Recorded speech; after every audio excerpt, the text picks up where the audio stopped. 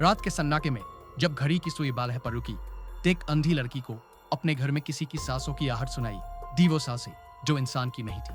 कहानी शुरू होती है अनन्या से। एक 22 साल की अंधी लड़की जो अपनी माँ के साथ एक पुराने हवेली नुमा घर में रहती थी। अनन्या की आंखें भले ही न देख पाती थी, लेकिन उसकी बाकी इंद्रियां इतनी तेज थीं कि वो हवा में हल्की सी फुसफुसाहट भी पकड़ लेती थी। उसका घर जो कभी उसके दादाजी का था, शहर के बाहरी इलाके में जंगल के किनारे बसा था।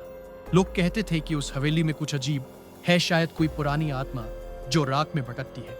एक रात जब माँ अपने रिश्तेदारों से मिलने शहर गई थी, अनन्या घर में अकेली थी।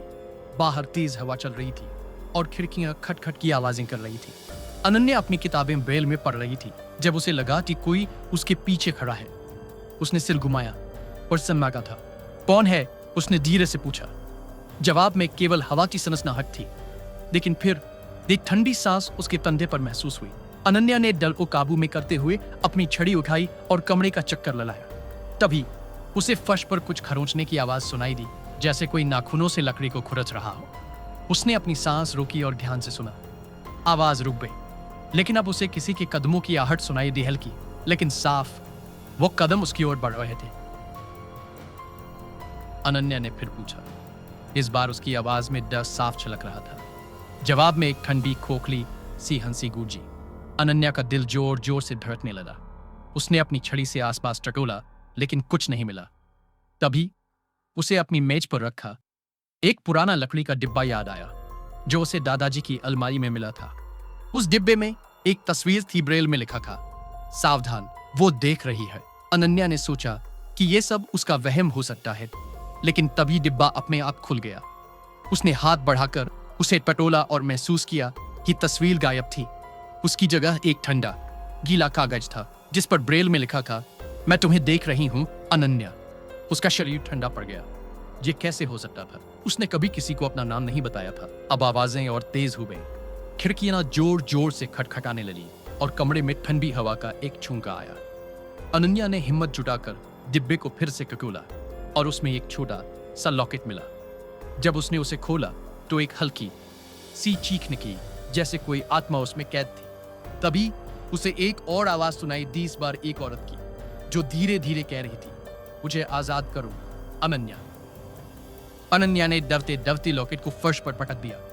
जैसे ही लॉकेट टूटा, कमरे में एक तेज रोशनी फैली और अनन्या को लगा कि उसकी आंखों के सामने कुछ धुंधला सा दिख रहा है। क्या वो देख पा रही थी? लेकिन जो उसने देखा वो उसे और डरा गया। एक काली साए जैसी आकृति, जिसके चेहरे पर सिर्फ 2 चमकती आंखें थी। वो आकृति धीरे धीरे उसकी ओर बढ़ रही थी।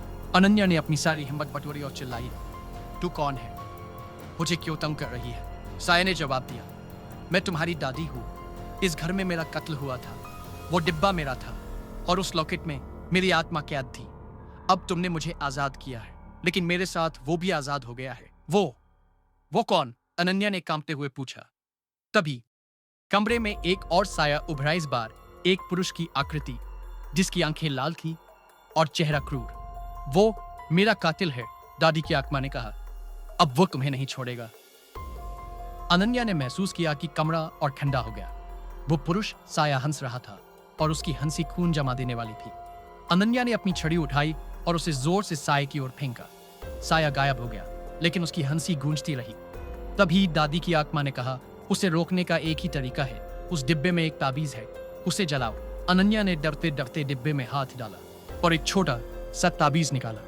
उसने अपनी लाइटर निकाली, जो वो हमेशा अपने पास रखती थी, और ताबीज को जलाने की कोशिश की, लेकिन तभी उस पुरुष साये ने उसे पकड़ लिया। अनन्या ने पूरी ताकत से छटपटाया और आखिरकार ताबीज को आग के हवाले कर दिया। एक तेज चीख के साथ वो साया गायब हो गया। दादी की आत्मा ने कहा, शुक्रिया अनन्या, अब मैं मुक्त हूं। और वो भी धीरे धीरे गायब हो गई। कमरे में सन्नाटा छा गया। अनन्या की सांसें तेज थीं, लेकिन उसे एक अजीब सी शांति महसूस हुई। अगली सुबह जब उसकी मां लौटी, अनन्या ने सब बताया। मां ने उसकी बात को वहम समझा, लेकिन अनन्या जानती थी कि जो हुआ वो सच था। उसने उस डिब्बे को हमेशा के लिए जला दिया और उस घर को छोड़ने का फैसला किया। लेकिन रात को जब वो सोने गई तो उसे फिर वही ठंडी सांस अपने कंधे पर महसूस हुई। क्या वो साया वाकई चला गया था, या अनन्या ने उसे और गुस्सा कर दिया था? अगर आपको ये कहानी पसंद आई तो लाइक करें, सब्सक्राइब करें और कमेंट में बताएं कि क्या अनन्या उस साय से बच पाएगी।